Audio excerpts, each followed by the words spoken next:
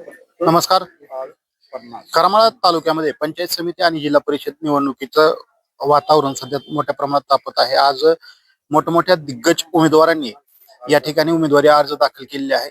त्याच अनुषंगाने जिल्हा परिषदेच्या साठी सुभाष आबा गुळवे असतील, त्याचप्रमाणे सविताराजे भोसले असतील यांनी कोर्टी गटातून उमेदवारी अर्ज दाखल केलेला आहे.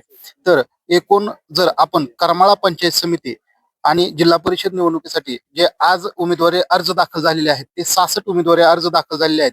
तर यामध्ये जिल्हा परिषदेसाठी 16 तर पंचायत समितीसाठी 50 उमेदवारी अर्ज दाखल झालेले आहेत. तर यामध्ये एकूण 654 अर्जाची विक्री झालेली आहेत. यामध्ये जर आपण पाहिलं तर कालपर्यंत या उमेदवारी अर्ज जे होते ते एकूण 5 दाखल झाले होते. यामध्ये गटातून 1 तर पंचायत समिती गणातून असे 4 म्हणजेच एकूण कालचे 5 असे सगळे उमेदवारी अर्ज दाखल झाले होते.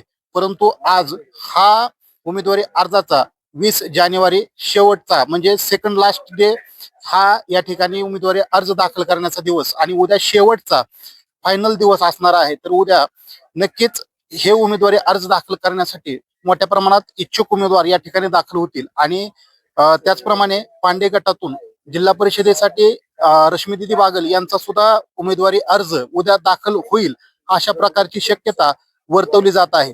यामध्ये जर आपण पाहिलं तर राष्ट्रवादीचे आमदार म्हणजेच नारायण आबा पाटील यांचे सुद्धा मोठ्या प्रमाणात उद्या अर्ज शेवटच्या दिवशी दाखल होतील.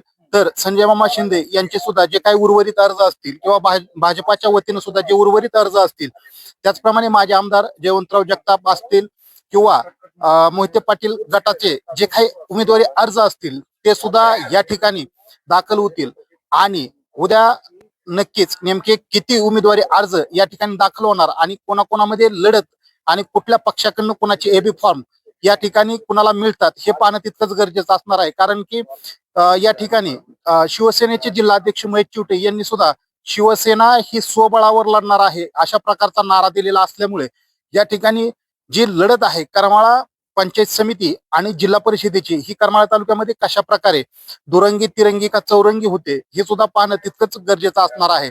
सध्या तरी या ठिकाणी जे उमेदवारी अर्ज आहेत ते गटासाठी 16 तर पंचायत समितीसाठी 50 उमेदवारी अर्ज या ठिकाणी आज रोजी दाखल झालेले आहेत. कालपर्यंत हेच उमेदवारी अर्ज 5 दाखल झाले होते. त्यामुळे उद्या नेमके किती होतात उमेदवारी अर्ज दाखल याकडे पाहणं सुद्धा तितकंच गरजेचं असणार आहे.